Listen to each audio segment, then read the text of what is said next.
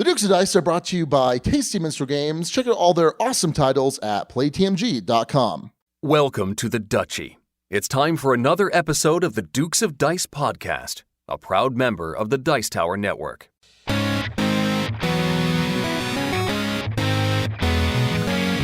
Coming to you from the Duchy in the Duke City. Whoa. Hey, what? No, What? I don't think What? so. I do not think so, sir. Oh, you think you just come back and you just get to do the intro? Yes. I've been doing this for the last 14 weeks. Hey, not well for the last 14 What? weeks. Okay, just quiet down. No. Coming to Hey, you. no, hey, give me that mic. No, Hey, stop. Ow, my face. Ahem. I protest. I protested thee. Well, you won't be able to be protesting this for too long.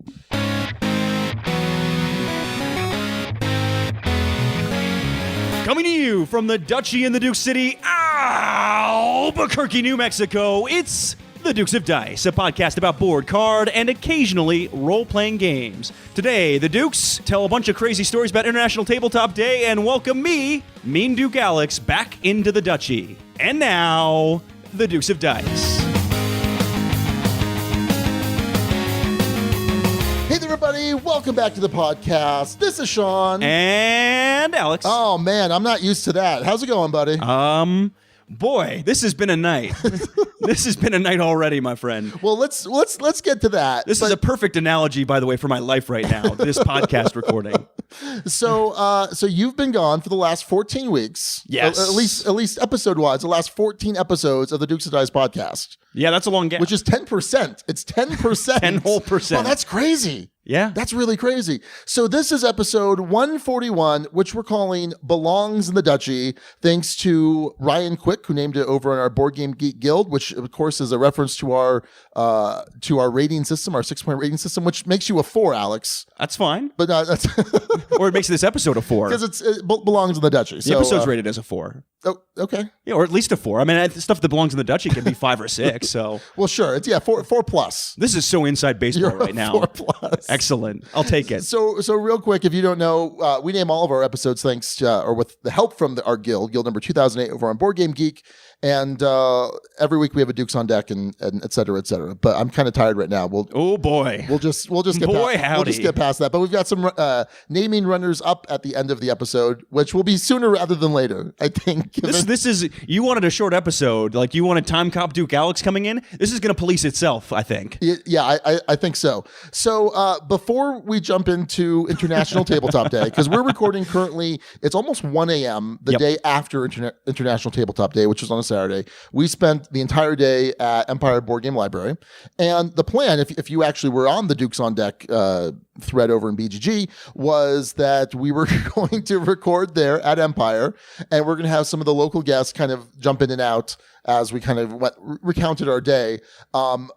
But we played later than we intended, and all of the locals, for the most part, just kind of vanished. Yep, they all left. Alex is here. I think I sort of secretly intimidated them. Oh yeah. Yeah, they saw me and Duke Alex back, and they went a running. So at that point, we're like, okay, well, we'll still record at Empire, but then Rory left, and so we expected him to be there recording with us and closing up the shop because we didn't want the actual staff have to wait, yeah, for us. So then I said, okay, how about we go record in the car? No, actually, first Dan, our buddy Dan, had offered his place, which would have been a better idea than what we're doing right now. Well, let's work our way up to that, right?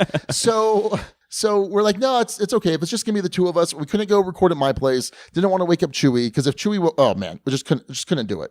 And so I said, okay, let's go record in the car. Great. Here's the problem. I needed a plug-in for the digital recorder. So I said, hey, let's go get some batteries. Because as long as I have fresh batteries, we should be fine. We drove to like 3 different places, no batteries. All closed, past midnight. All closed. Even the Walmart that used to be open 24 hours, closed. Yes. So now where are we, Alex? We are currently in one of Rory's condos where I've been crashing since last night. And then I'll be crashing here tonight as well on an inflatable mattress. As I said, this podcast, good analogy at the moment for my current life. Sure. My life standing. Yeah. So this is kind of like a rough, like back into the Duchy, back into the flow of things. Yeah. It's been kind of like a rough back into life in New Mexico, like a bit of a rude awakening at times. Sure. But I'm here. So we're currently on the floor. Yes. No chairs. Sitting up against walls because there are no chairs. It's an apartment Rory's about to rent out. Yeah. There's minimal light. Yes. And it's 1 in the morning. It's 1 in the morning. Okay, so here's what I'm thinking we're going to do for this episode. I mean, we're not going to have our typical structure that we normally have. We're not going to have the typical segments. Nope. So the plan is, I think we'll talk a little bit about International Tabletop Day. We'll talk kind of, I think, big picture about your trip. Sure. We're going to have some other opportunities, I think, over the coming weeks, whether it's here on the podcast or if it's on the YouTube channel, to kind of go into more detail. Because I think it's a lot of cool stuff. I think there's a lot of people that want to hear all about it. And we have questions from you guys. And we have some questions. So I think that's the format of the show for this welcome back episode. So if you're used to structure and all that sort of good stuff, sorry. Yep. And if you really like the news segment, sorry about that too. But this is sort of one of those episodes where we have a big event happening at Empire or otherwise, or at a con. It's one of those kinds of episodes. So if you've heard those before on the show, it's going to be kind of like that. Yeah, absolutely. Probably. Absolutely. I have no idea exactly how this is going to go. So International Tabletop Day, Alex. Yes. Let's get a tally. Okay. How many games I played, how many games you played? I don't have an exact count. Okay, estimate. Estimate? I'm guesstimating 7 or 8. Don't say guesstimate. 7 or 8. You're estimating 7 or 8. Or 9. Okay. Okay. I played 2. Yes. I played 2 games all day from 11 a.m. until midnight. I played 2 games. Well done. Yeah. So why don't you tell us a little bit about what you got to the table? All right. I got in a new play. So I actually backed Pixel Tactics. Yeah. Produced by a local company here in Albuquerque, Level 99 Games. Mm-hmm. Cool little head-to-head brawling kind of game. You're sort of trying to get the other opponent's champion. I don't think they're called champions in the game. I think they're called leaders. Something like that, yeah. But we were playing Pixel Tactics Mega Man. Learned how to play and ended up playing. And I'm excited to play with more of the different sets and see how they all mesh together. Because you have the deluxe set. I have a whole bunch of it's in a big old box of things, along with a lot of my other games currently in storage right now. Yeah. This was on my shelf of shame for the longest time, and it still technically is, because I don't own Pixel Tactics Mega Man, I don't think. So you don't. I don't. But it was good to play this to get to learn the mechanics, and I'm excited to dig into this more and better understand it. I think when you better understand something like this, there's a lot going on in this game, for sure. Depending on where certain cards are placed, they'll have different abilities. They can be discarded for orders, which have different things. Different champions that you select at the start of a game are going to act differently and interact differently. There's a ton going on here, but I think Brad and crew did a fantastic job with this one, and I'm excited to dig in deeper. So let me ask you a couple things, Alex. Sure. So I love Pixel Tactics. I think it's fantastic. Okay. I picked up sets 1, 2, and 3 for Max at the Gamers Garage sale. I had discussed this on the podcast. The question is, how closely have you been listening to the podcast since you've been gone? Putting me on the spot, huh? Yeah. Well, let me say, first off, I think all of the guest hosts did a fantastic job. Okay. Except for one. And they know who they are. Yeah, they know who they are. No, not really. No, just kidding. Everyone did a great job. I was going to make some joke about Suzanne not doing a great job, but that wouldn't be true. No, it wouldn't be true. Nor fair to Suzanne. No. Hi, Suzanne. You're the greatest.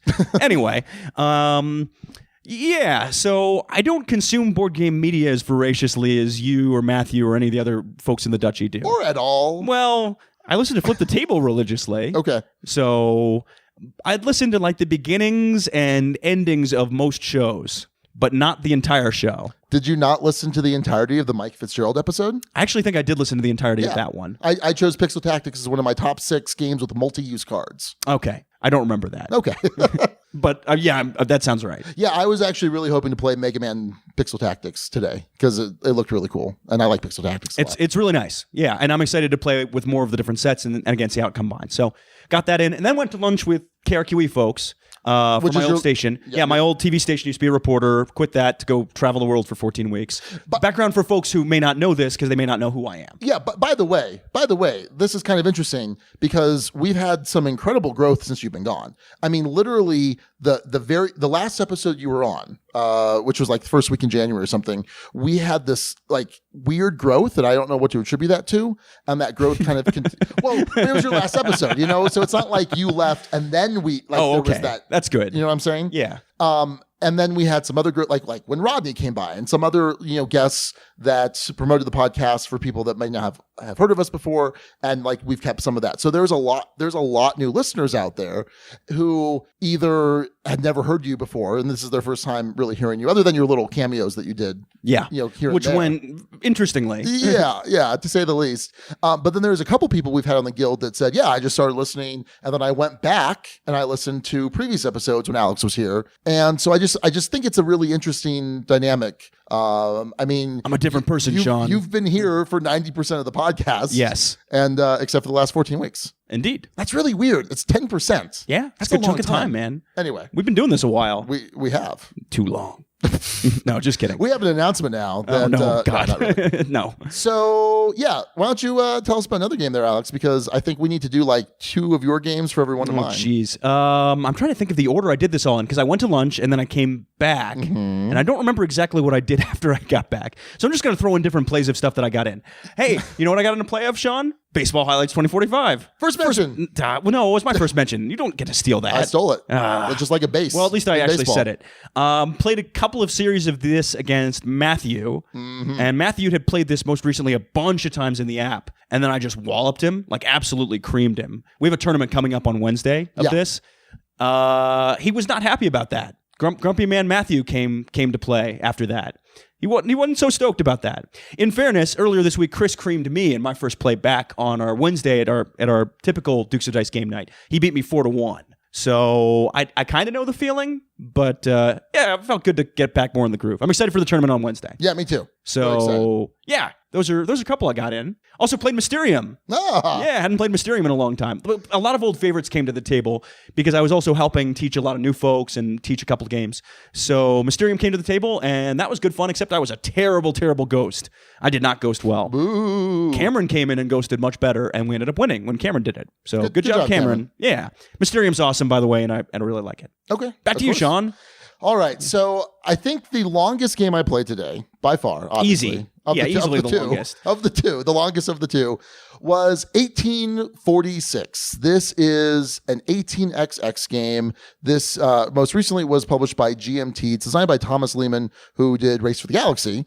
And so 18xx, I'd never played any of these games before. These are, you take your heavy games, and this is like kind of the upper end of those heavy games. And it's an economic game where you are controlling these railroad companies that are laying down different rails in different cities, trying to connect different routes, and you're buying trains so that you can run these routes and make some money between these cities. It's not pick up and deliver. It's just this route building and maximizing points. And then there's some stock, and you're buying stocks, selling stocks, all sorts of stuff. And we played 4 players today, Jared, Rory, and Matt, and myself, obviously.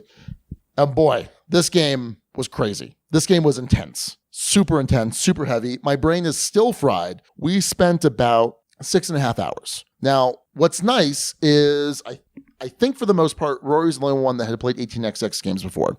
We had all of us, the rest of us had read the rules online, or in my case, the actual rule book, watched videos, all sorts of stuff. So we were all kind of prepared. I didn't have to go into like a full rules overview. I was ready to do it, but I didn't need to. And it was just kind of us, more of a learning game than anything else. And this was pretty amazing. It was really, really good. I really enjoyed it. But obviously, 6.5 hours, don't have time for that all the time. And there were so many things, so many ways I'm like, oh, I could have played that better. I could have done this better. We used a spreadsheet that we found from BGG. I had my iPad out the whole time with a spreadsheet that did a bunch of the calculations for us. If we had not had that, literally 2 or 3 more hours on this game. Wow. Yeah. So this spreadsheet was huge. So 1846 is supposed to be kind of the best introduction into 18xx games. There's some things that's a little bit kinder and gentler, and I'm glad that we kind of went that route. I do own another one. It's from Mayday Games. Mayfair. Sorry, Mayfair. It's 1830, 1855. It's two different games, I think. And I'm excited to play more of this. But I can certainly see how this is kind of a lifestyle system, the 18xx games, for some heavier gamers out there. I'm really excited to play this again. I want to play it again in the near future. There's some things I would do to kind of speed up play, and I think I want to try it at 3 players next. It was awesome. It was a really good experience. I'm glad I got to do it, and I'd like to continue to try some of this, but obviously that's going to be hard to do with the podcast schedule and things like that. Anyway, so yeah, that's 1846 from GMT. I want no part of any of that. None of it? Not any of it. See, I think there are parts of it you would like, and I think at 3 players. There are not very many 6.5 hour games I'm going to enjoy. No, but I think 4 hours. We could do it in 4 hours. 3 players, 4 hours. Now that I know the rules. Still pushing it. I know. Yeah. I'm not saying it's on the agenda anytime soon. Oh, good. Maybe ever. It's something to experience, though. It really is. something you can experience. I have. Good. I'm happy for you. Excellent. Anyway, I got in a bunch of plays this week of an abstract game that's been fairly hot at Empire. I've seen it on the table quite a bit. I think. Have you? Yeah, I actually have. Okay. Tonight on Wednesday separately. I've seen it actually a good amount. Echo. This is Echo. It's done by company Sit Down with an exclamation mark. It's done by designer Henri Kermarek. Okay. I think that's correctly pronounced. It probably isn't. This is an abstract game. It's kind of a toe-to-toe clash between 2 to 4 players. I've played this at 3 and 4 so far. Wouldn't that be toe to toe to toe? Potentially multiple toes. To toe to toe to toe to toe. There you go. Yep. Good job. Thank you. If you're playing with 4 players. I'm all about that toe-on-toe actions, Alex. Weird. So we got this one in several times. Basically, the game works. You're trying to construct buildings by sacrificing pieces, and then the pieces have to reinforce elsewhere on the board. You can also use stacks of pieces to capture other pieces. You're trying to capture the opponent's emperor to score points. You're trying to use your own emperor to wield influence across the board. That's the general gist of kind of the game flow. It has gotten a reasonably good reception so far, although I will say this is one that if you played it a couple of times, you have a very clear advantage over people who have not played it. Sure. That's much like many abstracts where luck isn't as much a part of the game as much as knowing how the pieces fit together and just playing with whatever's out there. Pretty good variable setup to this one. I haven't gotten sick of it, and I've actually suggested bringing it to the table a couple times, which is usually a pretty good sign. And I'm interested to see how you like this, though abstracts can be hit or miss with you, for sure. Yeah, very much so. So maybe you'll like this one. It looks a little more colorful than your typical abstract. It looks better on the table than most abstracts. Yeah, I think it looks really solid. Yeah. It's definitely not thematic or super thematic by any means, but I've enjoyed playing it so far, and it would be something if you see it at your friendly local game store, give it a shot. It's not that hard to learn, and worth trying. So that's Echo. I also played for the first time Samarkand. I don't know who designed that offhand, but Samarkand's a game where you're trying to wield influence over families, kind of by marrying into them. Can you spell that? Samarkand. Yeah. Okay. No, I wasn't like asking in case people were unfamiliar of what to look up or what to. No, you just got to guess. Okay. Figure it out. Phonetics. Psh. Anyway. Because BGG's search engine's so strong. It's amazing. Speak to text. Just see how that works out. If you say Samarkand into your iPhone, maybe it'll work out. Anyway, back to the game I was talking about. You're marrying into families, and you're trying to move them around the board to certain goods tokens. You'll score points at the end of the game depending on how many families are in certain goods tokens, whether they're your families. You also get points when the families merge together, kind of marrying each other. It's a game with a lot of marriage involved, and camels and goods and cards. And are you marrying the camels? Not to my knowledge, okay. But the camels seem to be marrying each other because they're coming together in one space on the desert, and that's how the families merge. So, do you put rings on the humps? Is that how that works? No, but if you like that hump, you should have put a ring on it. Are you confused? Oh. Huh. Anyway, so that's Samarkand. Those are all the new plays I have for Tabletop Day. Although I got some more at other points, but we'll talk about that in future weeks. All right. Well, the last game I got to play, literally, because again, there were only 2, was Too Many Bones. And this is from Chip Theory Games.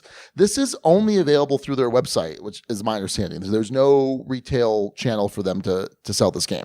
And this is a heavy box. It's a heavy box because it comes with over 100 dice.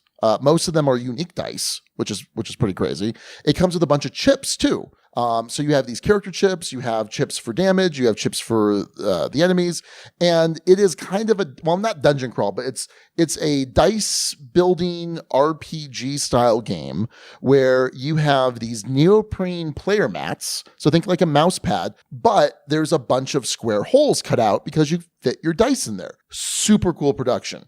You also have, like I said, these chips for your characters, and you have these damage chips that go underneath. So you're going to have these stacks of chips for your character, and you put it on this combat mat. And so it's this 4x4 grid. And so there's a little bit of a tactical spatial element to it because ultimately you're going through these different encounter cards. It's giving you a choice, do this or do that, either a combat or maybe a peaceful action or maybe a really hard combat where you can get some awesome rewards, or maybe an easier combat where you can get some lesser rewards. And we played kind of a very introductory scenario fighting this troll chieftain, and we lost. We lost horribly. I actually played this with Jared and Jeremy, and we kind of muddled through the rules. I had it. It was something I was looking forward to playing, and Jared and I just kind of sat down and just went through the rules. And then after the first combat, Jeremy showed up and we're like, hey, sit in, we'll deal you in, we'll figure it out. And it was fine.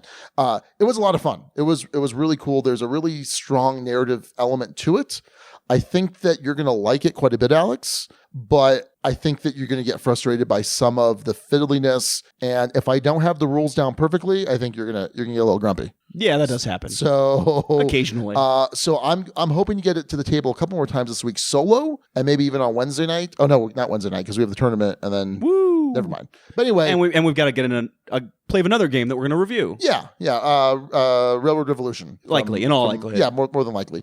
And so I really enjoyed this, and I'm excited to try this. There's a ton of variability in this game. The base game comes with 4 different characters, and there's a bunch of different ones you can buy additionally. I just bought the base game because I wanted to see if I liked it or not. And so far, I'm intrigued. It's super Ameritrashy. It's a lot of fun. I've enjoyed it. I'm excited to try more of this. So that is Too Many Bones, spelled T-O-O. I can spell too, Alex. Too many bones, too many bones. That's how the jingle for it goes. Well, that's a reference to a video that people may or may not know. Okay. Too Many Cooks. Look it up. It's Adult Swim did it. It's really, it'll get stuck in your head. Okay. Yep. So yeah, that's Too Many Bones from Chip Theory Games. And just, I guess, real quickly, Empire was rocking today. Yeah, and for good reason, because this was a big deal for them. Big deal day.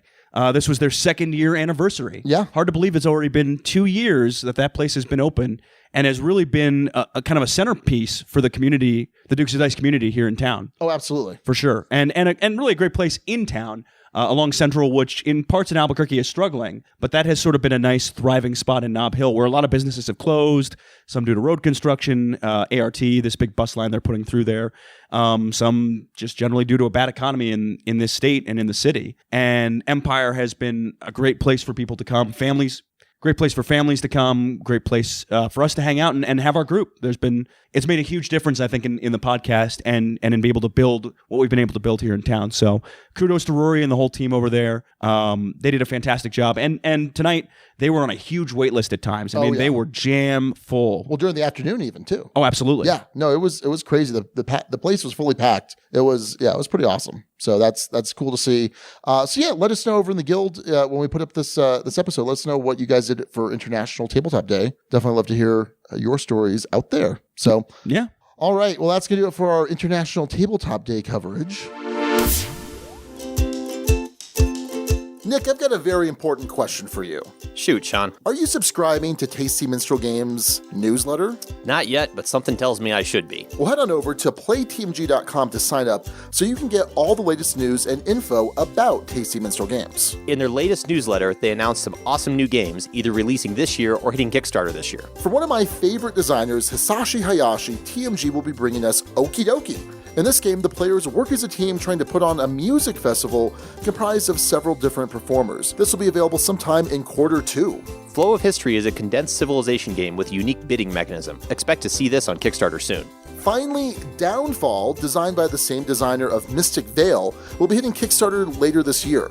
This will be TMG's first minis game, which will feature area control, card drafting, and simultaneous action selection, plus a futuristic setting where the Earth is in near ruin with humanity facing extinction. Be sure to check out all of Tasty Minstrel Games' other awesome titles at playtmg.com. So, yeah, Alex, tell us a little bit, like I said, kind of broad strokes, what you've been doing for the last 14 weeks. Yeah, and I want to do broad strokes, but also talk more specifically about towards the tail end of the trip, because I was talking periodically about some certain sections. I talked a lot about meeting up with listeners in Copenhagen, which was really cool. I talked about meeting up with listeners in Singapore at a board game cafe there. And in this case, let's go broad strokes first. Okay. Broad strokes, this was a 104-day long trip.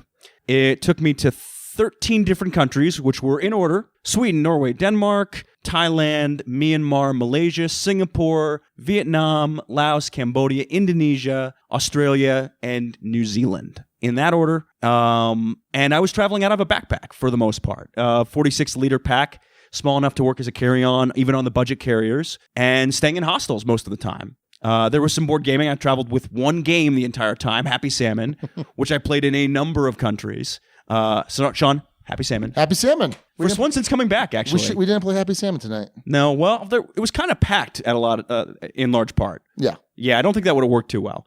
I did jokingly suggest it at one point when there were a couple people in the group I was with who were flagging. So, but yeah, that didn't happen, and probably for good reason. Made sense. So, yeah, and this was part of a life reset, effectively.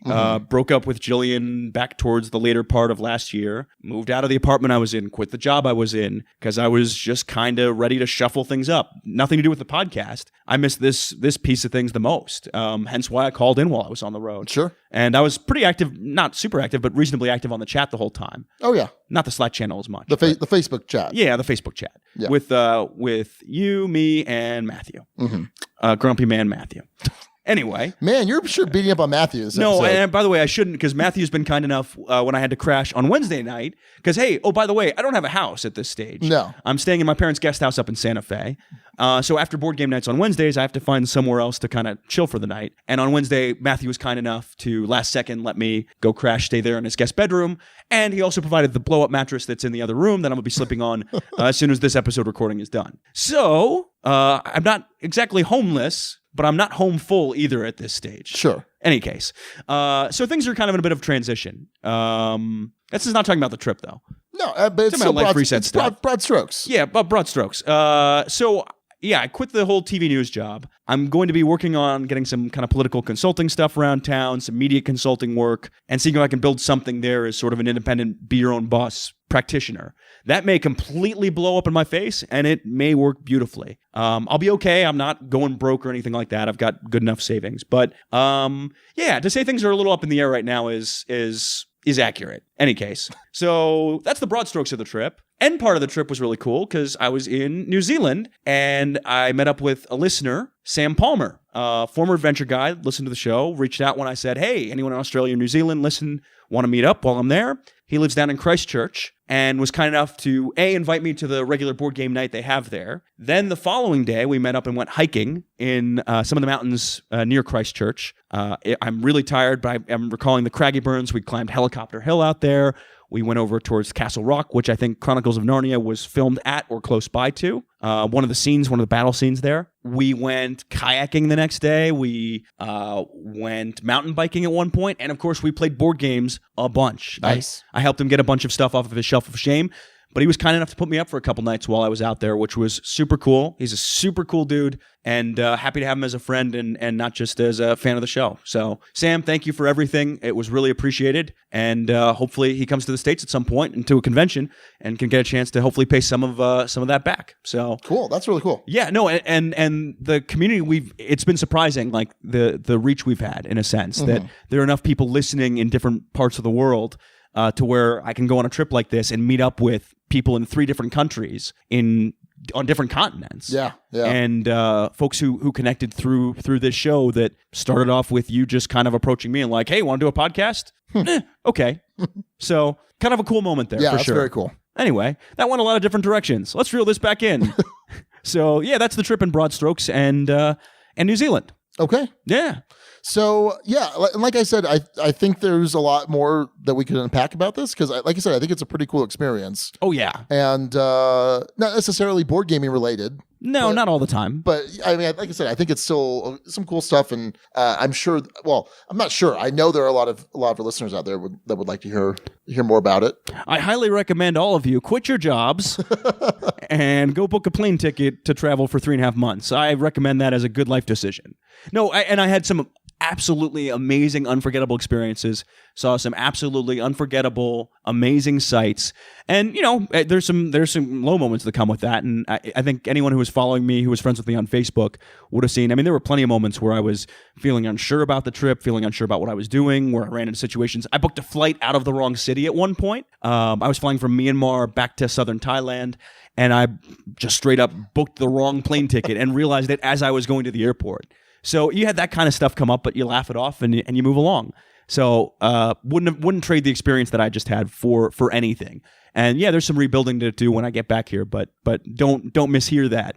I had an amazing, amazing, amazing time, and I feel very lucky I was able to have that time. Would you have traded it for $1 billion? $1 billion. But then I would have been able to have that same experience with $1 billion. No, you're not allowed to. You're not allowed to. Oh, not allowed to. You have to live in Albuquerque and can't travel outside the United States for more than a week at a time. No. Okay. $1 billion?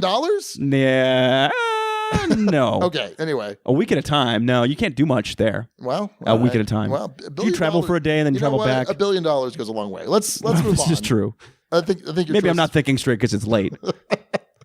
So yeah, we had a bunch of questions for you in the guild. So let's head over to those real quick. Ben Coberly asks, what were the best alcoholic drinks in each country? So I need 13 from you. Oh, jeez. No. Just some. I did not prepare for this at all. Okay, so for a couple things. We're on the Dice Tower Network, so we're a family show. Got to keep it family friendly for the most part, and talking about drinking and whatnot, whatever. But Alex, you are notoriously a lightweight. I am. Notoriously. Yes. If you have like a 6.5% beer, oh boy. Yeah. Oh man. I think I got a little better tolerance as a result of this, if only because in a lot of these hostels, you're playing beer pong or you are going out drinking, and really the day of the week doesn't matter because a Monday night is the same as a Friday night in that world because everyone's on this big, long, crazy trip. Yeah. And it effectively does not matter. So, yeah, I think my tolerance improved a little bit on the trip, but it's not something that's stuck with me back here. I haven't necessarily I'm trying to think if I've had one drink since being back. Okay.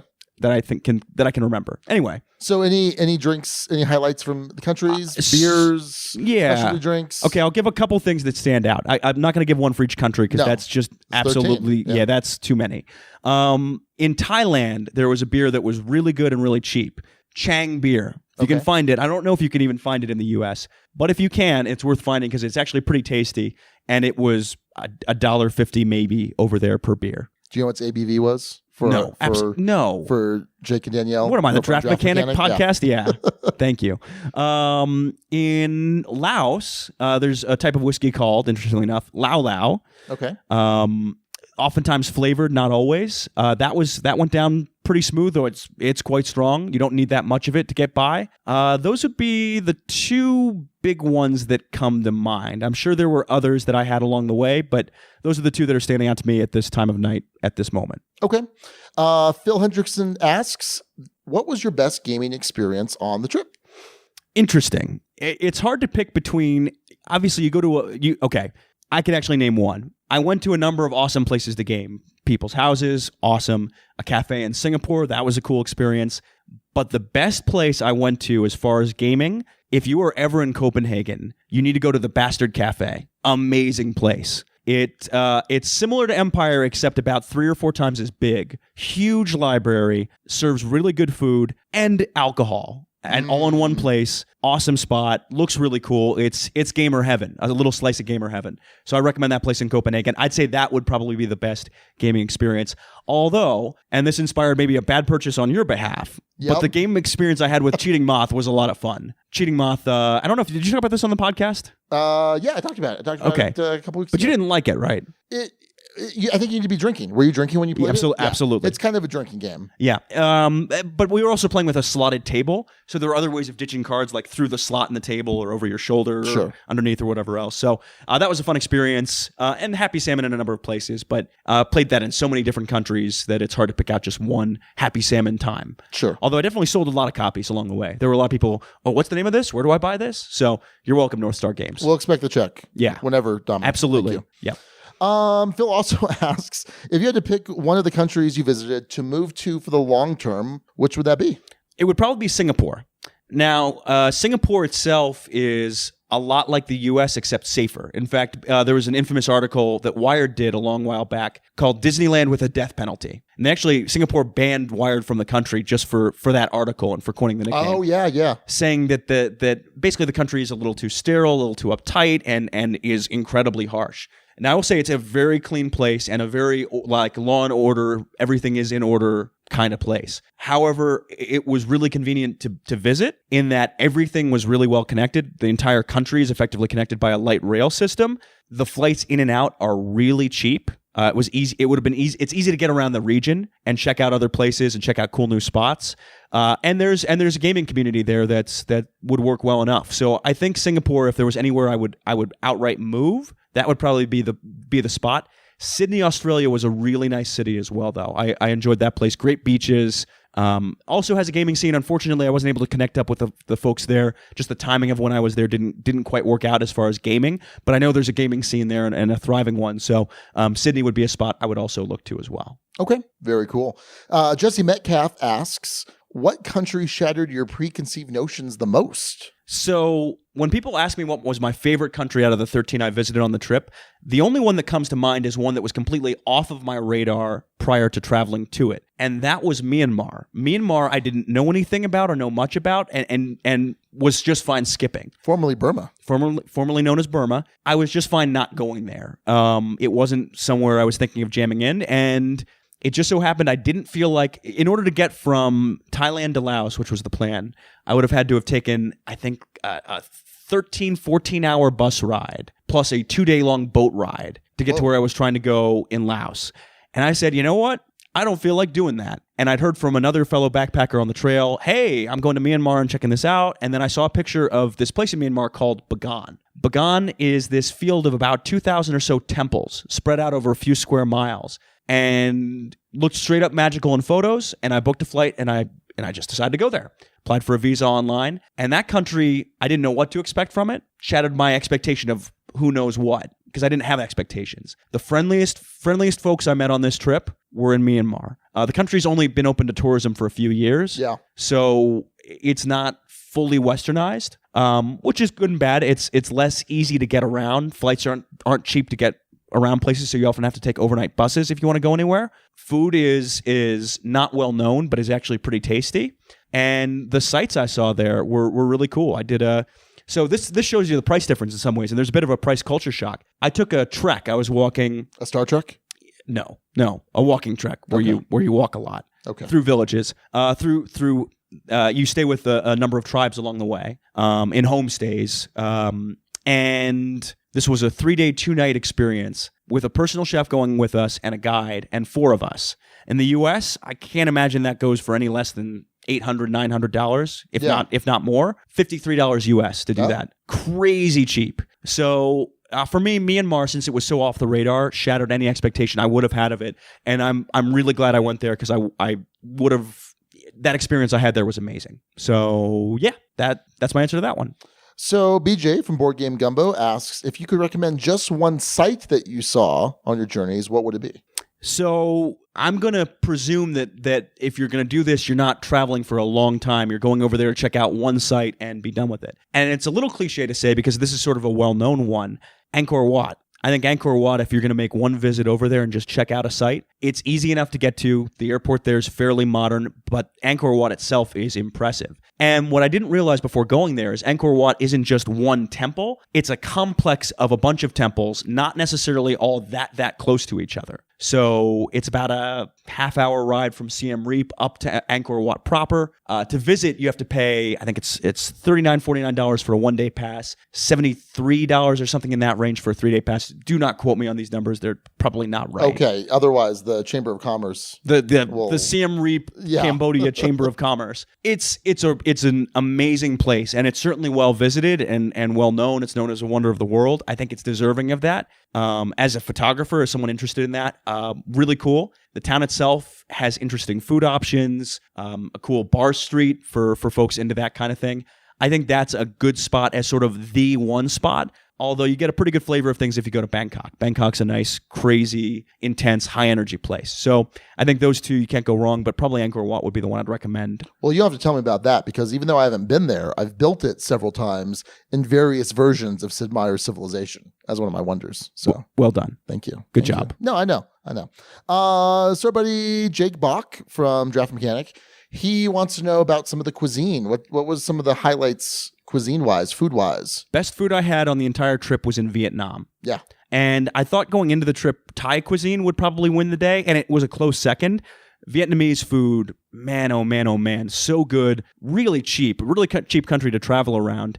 Banh mi, for those who don't know what a banh mi is, that's a Vietnamese-style sandwich, typically French baguette with fresh herbs, some chili sauce, and some freshly cooked meat. And man, oh man, they cook it right out of the carts on the street there. Amazing. I had so many banh mi's during my time there. Have you had any of the banh mi's over at the local Talon Market? So there's one near there called Banh Mi Kota. Yeah. I don't know if maybe it's the same place. I know it's near the Talon Market. I don't know if Banh Mi Kota itself is still open or not. Maybe, I don't know. There's a separate shop near Talon Market here in town that's open that has them, and I like those well enough. Are they comparable? I don't remember. I'd have to go back and check, and I'll get back to you on that. But I know the ones there I kept eating because they were super cheap and super delicious and super easy to find. A great combo. There were other pieces of that cuisine that were amazing too. A dish called bun tit wong, which is effectively pork and noodles and some herbs and a nice sauce mixed together. Sounds simple, but it comes together really well.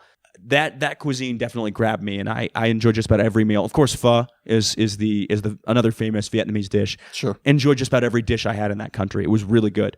Also, I got to try rat when I was there, which did in fact taste like chicken. Okay. Yeah, I would assume so. It was tasty. Okay. Rat was tasty stuff. Anyway, back to you. All right. Ryan Quick, who named our episode. Thanks, Ryan. Good job naming the episode. He asks, if you had to design a game based on one of your travel experiences, what would that game be? I don't have a good answer to that question right now. Okay. I'm going to think about that and maybe get back to that next week. Is there some logistical game? Yeah, that's what I was thinking would probably make the most sense. Some kind of Ticket to Ride? Yeah, they're trying to kind of have the best, almost Hokkaido, where you're trying to have the best vacation, have the best experience or journey through Southeast Asia. That might be really cool. Well, what would you title this game? Hostel Life, or no, I don't have a good entertaining name for this. Backpacker Land or something like that. No one's going to buy that game. Anyway, I got to think about that. But yeah, that's the closest I can think of. Okay. Yeah, okay. Logistics probably makes sense. So Ryan also asks, is there an experience that would make a good RPG adventure, a good one-shot? That's family friendly for the Dice Tower Network. Oh, no. The only thing I can think of is the one time in Vang Vieng, which is in the heart of Laos, where I was... This place is infamous for its tubing. They had a number of tourists die tubing because they would get too drunk and end up in the river and just not come out of the river. Yeah.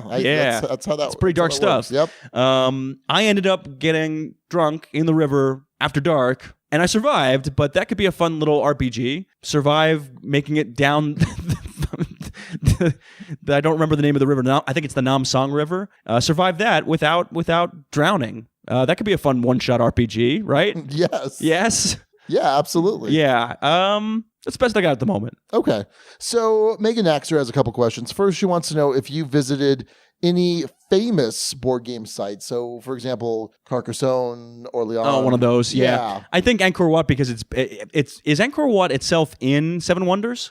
I don't think so. Because it wouldn't be. I don't think it's one of the civilizations. Yeah, that's playable. In any of the I'm trying to think. And some of the major cities I was in, I don't think have anything. I'm pretty sure it's in Sid Meier's Civilization, the board game. Oh, okay. Well, good enough there, I guess. Yeah, does that count? Sure, why not? I guess. If you heard that long list of countries, which I can list again if anyone cares, I'm trying to think of games that would be set in those places. I'm trying to think Ticket to Ride Nordic countries. Okay. I was in a couple of those places, so that works. Boy, oh boy. Yeah, this is an unsatisfying answer. I'm sorry. Current time? What's the current time? Oh, it's 1:47 in the morning. 1:47 a.m. Sorry about that, Megan. I felt like I let you down with that answer, but it's about the best connections I can make at this stage. Well, maybe you can answer this then for her. Okay. Did you experience any local traditions or customs that you're going to bring back and kind of incorporate into your everyday life back here in Albuquerque? I think the best... So in terms of change in lifestyle, I don't think this is a local tradition or custom. Certainly the ability to be more flexible was something I felt I grew with on this trip that I, in my past life in Albuquerque, so to speak, hadn't always been so flexible with things. If plans changed at the last second or whatever else, I'd freak out. Sure. And I think this had me learn to chill out a little bit more. So I don't think that's a local tradition or custom, but it's something I've kind of brought back with me. I think the cooking, trying to replicate some of the cuisine I had. Mm-hmm. There's something in Myanmar called tea leaf salad, which I'm going to try and recreate. Okay. Which is tea leaves and kind of bar nuts mixed together. You can make it for me? If you want me to. Yeah. All right. Nice romantic dinner. Absolutely. Just you and me. Yeah. We'll play some Patrick or something. Oh, yeah. Over candles. Or we'll play, and then candles? we held hands. Yes. It's ... and then we held hands. Yeah. All right. So Steve O'Rourke, the name father, he wants 10 episodes, by the way. Yeah, he's good on you, Steve. 10 episodes. Woo. So because you didn't have a lot of board games with you, yep. Obviously, other than baseball highlights, yes, was there some game that you found yourself missing while you were over there? So I didn't have a ton of space in my bag, keep in mind. I had enough space by the end of the trip where I could bring back Karmaka, which I know you're really happy I brought back. If you watch the vlog, Sean is the only one who's played that one so far. It's the only game I bought and brought back. And Sean, not a fan. It's fine. It's a fine game. It's fine. It's an okay game. It's okay. Okay. In any case, the one that I actually found myself, oh man, I wish I'd brought this. There were two. Motainai would have been nice to have in a couple situations because I would have liked to have taught some fellow gamers. And Sure. In fact, in Singapore, I did help teach through that game and kind of iron out some of the wrinkles because that's a hard one to get into. Oh, absolutely. But I don't think there were enough situations where that would have come up. Deep Sea Adventure, on the other hand, I think there would have been some situations where that would have been nice to bring out. And that was small enough where it would have fit. Fake Artist Goes to New York. I don't own that one, but if I brought that one with me, I think that would have come in handy in a number of situations. Other than that, a lot of these other games are just too big to really practically bring with me. I've lived my entire life out of that one backpack. Yeah. And that's not a ton of space for stuff. Happy Salmon came quite in handy. My instinct to bring that, I think, was a good one. For me, the whole idea of having to constantly be packing and unpacking, I hate it. I hate it so much. Well, here's the thing. It's only one small bag. Right. And I had packing cubes. So a lot of the stuff lived in packing cubes. It wasn't like I was unpacking it into drawers. What's a packing cube? Packing cubes are... Boy, if I had one with me, that'd be easier to demonstrate. Especially for radio. Yeah, they're these little zippered cubey kind of things where they help compress clothes. They help compress clothes better. So basically clothes can live in there for the most part instead of being unpacked into drawers. Okay. So it's not like you're taking all your stuff out. Not that you even had the drawers to put this stuff into in most of these hostels. It would live in your bag. I had a little pocket in the bag that served as a dirty clothes hamper too as well. So everything lived in the bag. So for the most part, stuff wasn't really coming out of there that much, if that makes any sense. Sure. So it wasn't that hard to pack and repack. Plus, you got the hang of it pretty quickly.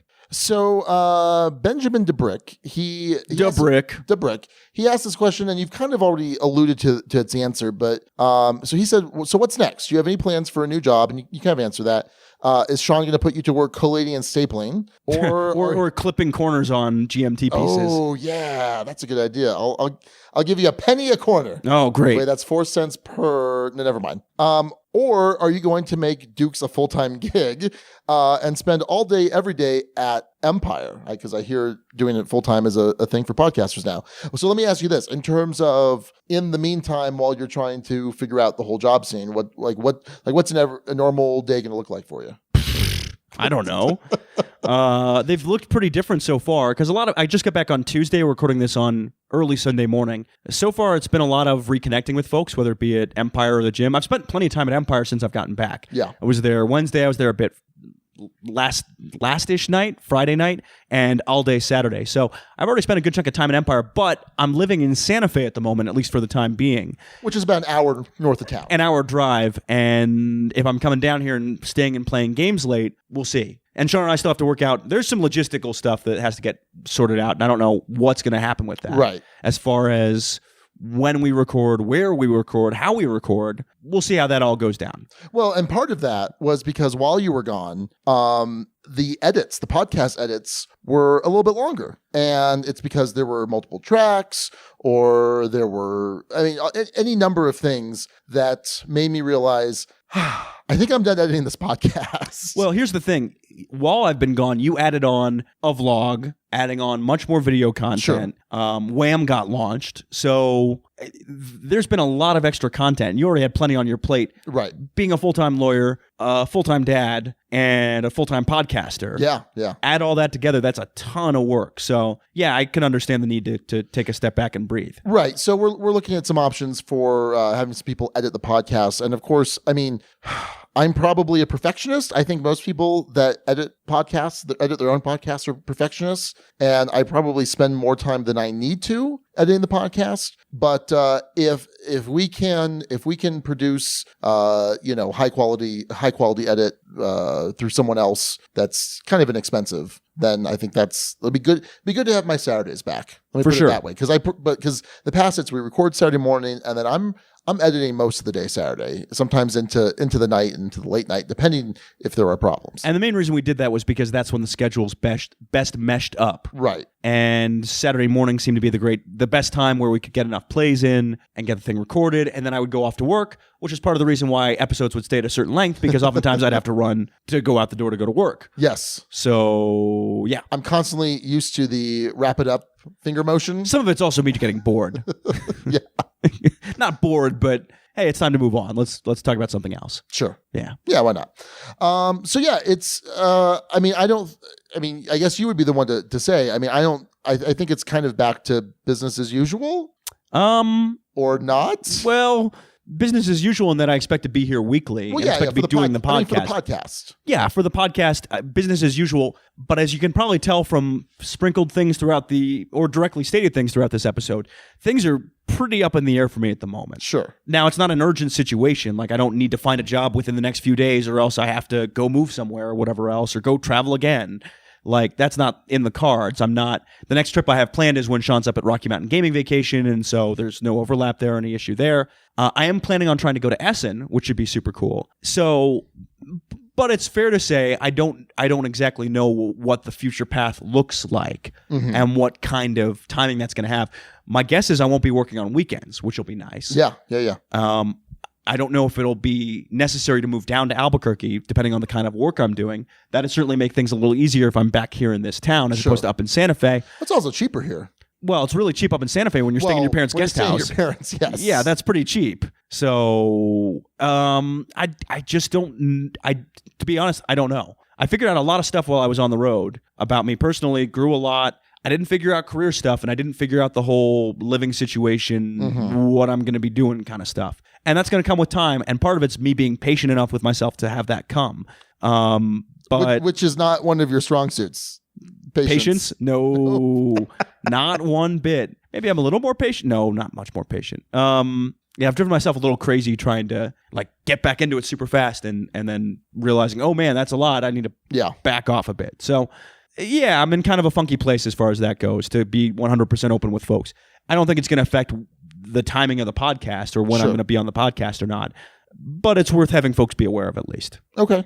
So the last question from Jimmy, Jimmy DM90, and this is kind of a wrap up. Hey, I like it. Did you find your way, Alex? Did I go the distance? Did you go the distance? First of all, am I that reminiscent of Hercules? That is. I think that's what he's referencing. I'm all I can go the distance. Okay. I'm not going to sing Disney songs too much. Am I James Woods in this situation? Hades? Yeah, I guess you'd be the villain. Oh. Would you? I just want to be Maybe Hades. You're more Papa Zeus. Okay. Yeah. That's weird. Yeah. Thanks, Dad. Yep. I do find swans attractive. What? Okay. Anyway. That's like a deep cut Greek mythology reference? Yeah, exactly. Good job. Excellent. Good to be back, Sean. Wait, are you answering the question? What question? Did I find my way? Did you find your way? Clearly not, based on like a series of questions I just I just answered. I think I found my way in the sense of I found more of what I hope to be a part of my life and kind of the model I want to build as best I can. Okay. And pieces I want to have in there. I want to have a better work-life balance. I want to have weekends free. Sure. As best I can. I want to have something where I can set my own schedule more. Is that doable? We'll find out. But in terms of Stay tuned. Did I go the distance? Yeah, I went the entire distance of the trip without coming back. Without coming back early. Oh, okay. Yeah, is more what I meant. But I didn't fully complete that sentence. But you did come back. You're here right now. I know. Or am I?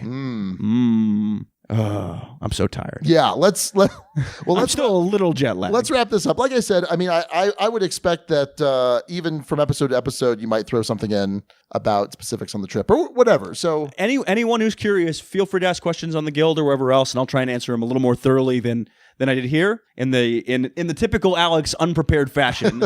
Yeah, let me know. And if you're inspired to quit your job and quit your life and take a trip around the world, let me know too, and I'll help you facilitate that. Yeah. A couple folks at KRQE ended up quitting, one of whom was in New Zealand at the same time I was. Oh, nice. Yeah, so I've already inspired some of that, so maybe I'll inspire some more. Hooray! Next thing you know, KRQE is quitting or is closing down because all of their staff everyone quit to travel the world. Yeah. You never know.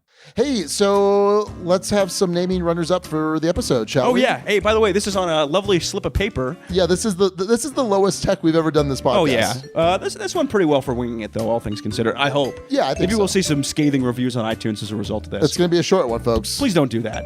All right. Rest of the top 6. This one is from D. Shannon Berry, Friendly Local Gaming Shogath. Yeah. Referencing the friendly Shogath, who will not be appearing at this time because he's still in rehab. Oh, man. / I'm too tired to do that right now. But also short if you look at the letters for FLGS, which makes perfect sense. We were at Empire. Supposed to be recording at Empire, which we weren't, but... Our friendly local gaming store. Nice name there. Chris Holm with there, and there, and there, and there, and back again. Yeah. A Hobbit reference. Yeah. Solid. An Alex tale. BGA from Board Game Gumbo with Alex in Wonderland. Like that one. Good Because job. Alex sounds like Alice. So there were a number of twists on the Baseball Highlights 2045 thing. My favorite board game of all time. Tournament coming up on Wednesday, as I mentioned. Super stoked about that. Sixth mention. Probably. Vacation Highlights 2045. That was the one we liked the best of those.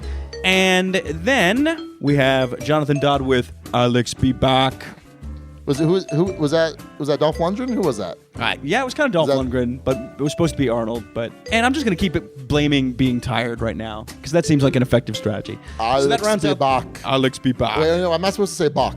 Never mind. Well, let's move on. Whatever. I'm tired too. Congrats, Ryan Quick, for naming the episode. I don't know. Was that 5? Was that 5 of them? Yeah, that was 5 other ones. Was it? You want me to read them all again? Yeah, just to double check? Just verify. Yeah, 1, 2, 3, 4, 5. Yes, I can. Yeah. I don't think you actually verified. I did verify. I read all of them that are on this handwritten list. Was there one on the back? Yeah, there's 2 on the back. Right. That's the one that the episode's named after. 1, 2, 3, 4, 5, 6. Yeah. All of which I read. Okay, fair enough. Great radio. I'm just making sure. Fantastic radio. I'm just making sure. I'm just making sure. All right. Well, that's going to do it for this episode. Next week, we'll be returning to our regular format, segments, news, featured review, and all of that. So if you didn't like this episode, sorry about that. But hey, there's another good one coming next week. Well, maybe. I mean, it's coming. Probably. Whether it's good or not, who knows? Well, I mean, all right. I mean, you're going to good by that standard of more like our typical episodes. Probably. Okay. Well, I hope everyone had a fantastic International Tabletop Day. Again, let us know what you did in the guild, pictures, all that good stuff. We'd love to see what you did, and I'll put some pictures from our day. Hey, how many pictures did you take, Alex, of yourself playing 0. games? I have a beautiful new phone, which I thought I was going to tweet more on. Oh. And then I didn't. Perfect. Sorry about that. Perfect. All right. Well, until next time, this is Sean. And Alex. And Hail Hydra, everybody. Happy International Tabletop Day. Woo! Thank you so much for listening to the Dukes of Dice. Today's episode was recorded in an undisclosed location in Albuquerque on April 30th, 2017. The Dukes of Dice are a proud member of the Dice Tower Network. Check out a bunch of other awesome podcasts at dicetowernetwork.com. And for all the latest in the Duchy, go to dukesofdice.com. Find us on Twitter at Dukes of Dice. Check out our Board Game Geek Guild and find us on Facebook. Also, please consider supporting us on Patreon. The Dukes of Dice are sponsored by Tasty Minstrel Games. Check out all their awesome titles at playtmg.com. We'll see you back here in 1 week. Until then, game on! Our theme music is provided by Carbo Hydro M from his Prime Legacy album. Just wanted to throw that in there. Good job doing it from memory. It's the best I got.